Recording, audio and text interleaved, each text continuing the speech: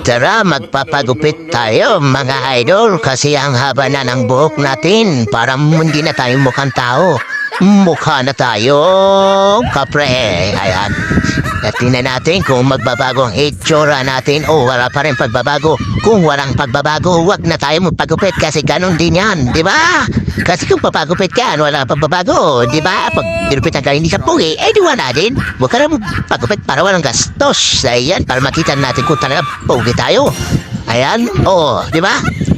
Talaga.